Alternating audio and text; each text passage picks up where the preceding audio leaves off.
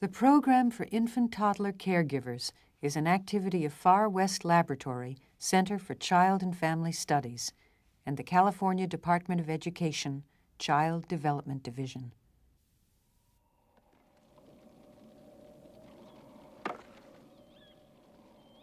"100,000 years ago, humankind discovered fire. It changed forever the way we live.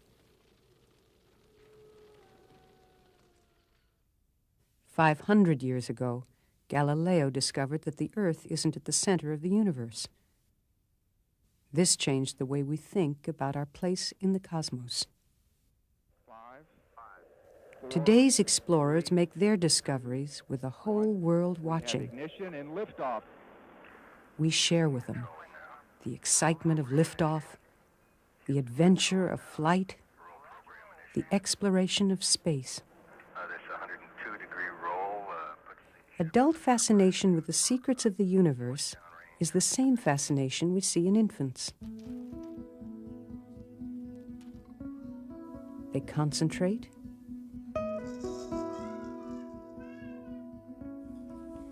they solve problems, they experiment, following the same path of discovery as Galileo. When you watch infants closely, you start to get a feeling for just how important discovery is to them. They're busy trying to make sense out of their experiences. Hundreds of times a day, they are uncovering the mysteries of the world, learning from what they see, hear, feel, taste, and touch.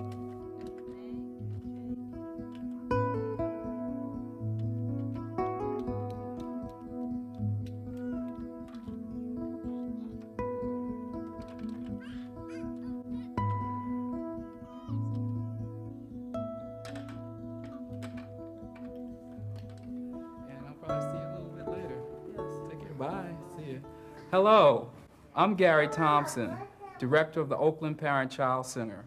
One of the things that impresses me most about infants and toddlers is their constant quest for knowledge. No matter what infants are doing, they're taking in information. They order, classify, integrate, kind of like a computer.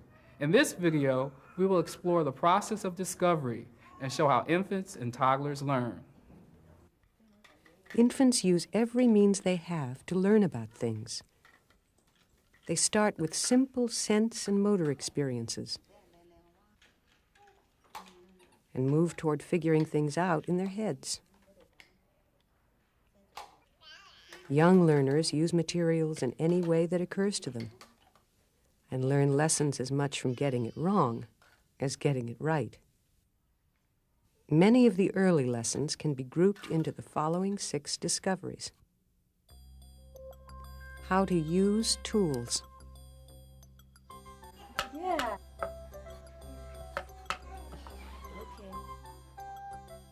The relationship between cause and effect. Okay, let's see more kids do it. Can you do it? The understanding that objects are permanent.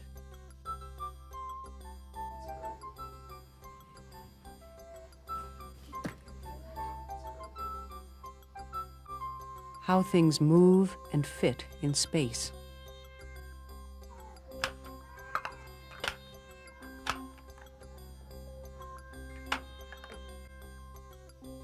The power of imitation.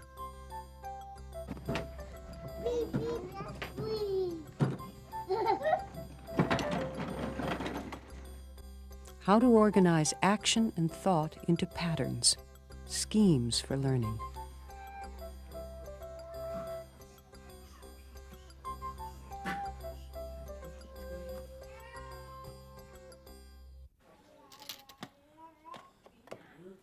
Schemes are important because they are the building blocks for all other discovery. By using learning schemes like banging and mouthing, a child gains valuable information about things. Early on, schemes are simple. Mouthing, banging, hanging, handling, and shaking lead to discovering the properties of objects and how they are best used. Infants will try their schemes on just about everything. In the process, they learn about objects and get ideas about new ways to act. Eli is exploring what he can do with his toys.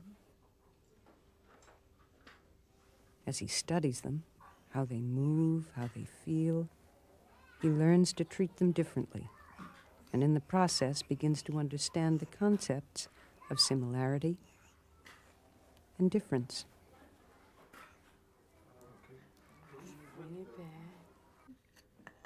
Experiences with hard things,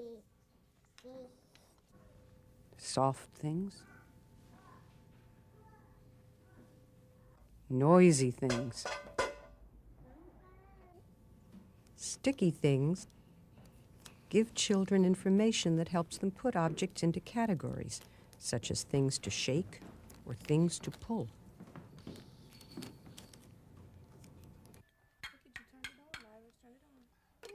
Sometimes the schemes a child knows, such as moving objects back and forth and up and down, don't work too well. Infants practice adapting and combining schemes until they perfect one that works. Practice not only makes perfect, it leads to experimentation. There's always something more to figure out. As children grow older, they become more selective in the way they handle things. They don't need to use every scheme they know on every object. Instead, they pick and choose, no longer using basic schemes like mouthing and banging when they're exploring such qualities as size, shape, and color. Infants also develop schemes related to the actions of people, such as connecting music to dance. Are you dancing? And the appropriate use of things like cups, forks, and spoons.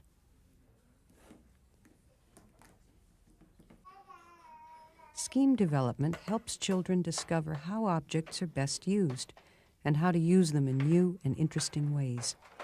It is the foundation for all other discoveries.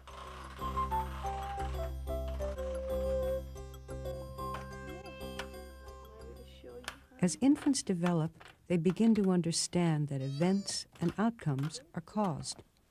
They learn to cause things to happen themselves and to search objects for ways to make things happen. You do it. Good girl, Krisha. Very good. Young infants don't know the relationship between cause and effect. Brett is surprised when the toy rolls away and doesn't seem to realize that he caused it. Through exploring and experimenting, the connection between cause and effect starts to become clear. Gradually, infants learn that a specific action, such as turning the knob on the music box, will produce a predictable outcome.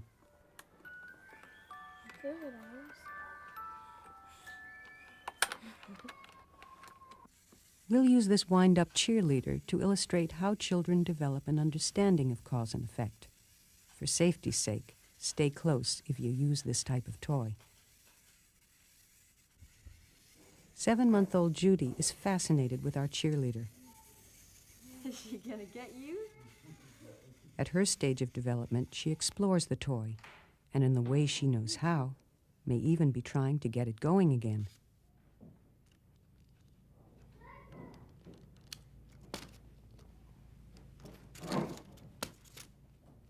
Twenty-month-old Elliot is fascinated too. At first, he relates to the cheerleader as Judy did. But then he examines it more closely. It's almost as if you can see his mind working, inspecting the toy.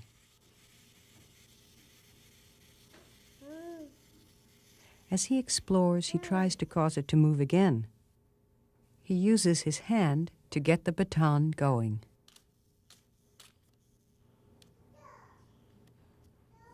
He bangs its head in imitation of how the caregiver got it to move, and finally gives it back, maybe to get the caregiver to start it moving again.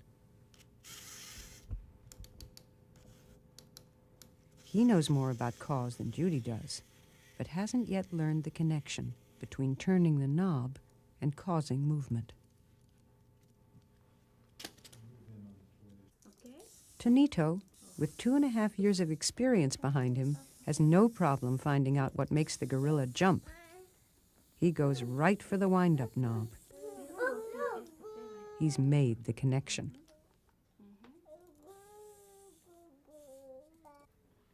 Throughout infancy, children are continually discovering the links between cause and effect and searching out causal mechanisms. They learn that they can cause things to happen with their own bodies, that other people and objects can cause things to happen, and that specific parts of objects, like wheels, light switches, and buttons on cameras, can cause specific effects. Sense and motor actions like mouthing, rubbing, and dropping are building blocks for future learning. As children explore and play, their thought processes grow in a purposeful and in an orderly way. When a child makes a discovery, it may not by itself seem like much, but even a tiny insight is part of a larger learning process. A new insight, such as something causes a toy to move, is influenced by previous insights. Things move. Is she gonna get you? And influences future ones. Hey, I can turn a knob and make a toy move. Each insight leads to new insights and greater knowledge. All learning takes place this way. With this in mind, let's take a look at the next two discoveries, use of tools and object permanence. A tool can be anything: a cry, a hand, a caregiver, or an object. Anything children can use to accomplish what they want.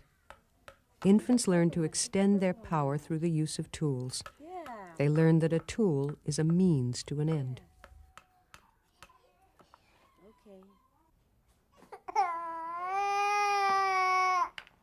Young infants learn to use their bodies to get what they want.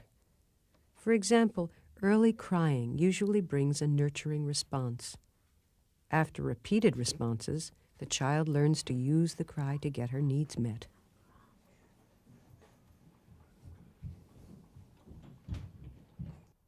Infants use their bodies as tools in lots of different ways. By reaching out for things, by crawling to a desired object,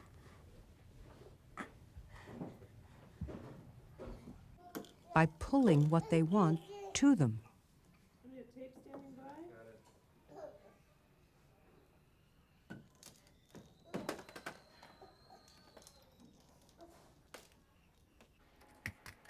By learning to use even their mouths as tools, they get done what they want to get done.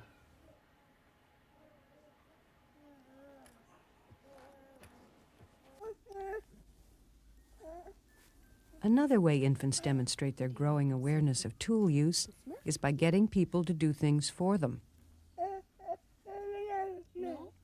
They often use their caregivers as tools.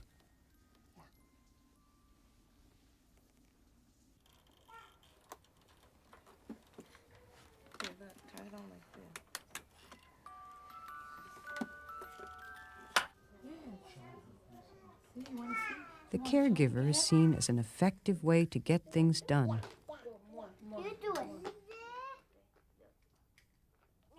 It might not seem very complimentary to be treated as a tool. You want me to get it? Yeah. But using you as a tool is an important step in the infant's cognitive growth. You're welcome. Your going along with them is a great gift. Okay. Let ready? Okay. Of course, objects are tools too.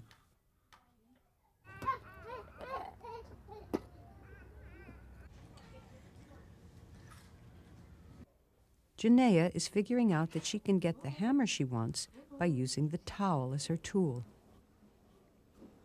There is the hammer. Yay, Janaea. Sherman is using a chair to get to a toy.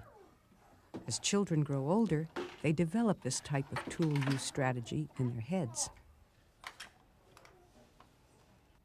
At these later stages of infancy, ideas have become tools. Johnny has come up with the idea of using the abacus as a tray. Trying something new may not always work, but it's the idea that counts. With this new thinking ability, he can accomplish many things.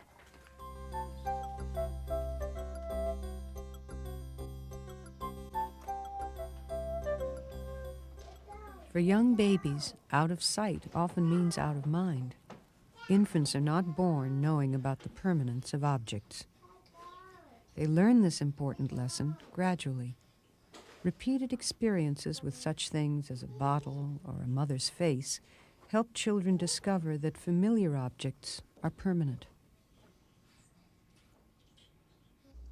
One of the ways infants show their initial understanding of this concept is by identifying and tracking objects. They learn that though a thing moves or is temporarily out of sight, it still exists. Being able to hold an object in memory, even when it is hidden from sight, is a major intellectual achievement. 4-month-old Eli doesn't yet do this. At 7 months, Judy is just starting to get the picture and hold a favorite doll in memory. Where'd she go? Can you figure that out? She knows something's happening, There she is. and certainly seems to recognize the doll when it reappears. 20-month-old Elliot has kept a car in memory for quite some time and searches for it, confident of its existence. It's obvious that he knows what he's looking for. Elliot found the car. Good job. By the time a child is Sophia's age, she has a clear sense that things are permanent. She can keep in mind the book and where it went. When asked, she can even find it. Where's baby Daisy? Sophia has come to know that things exist over time, that there is a past, present, and future.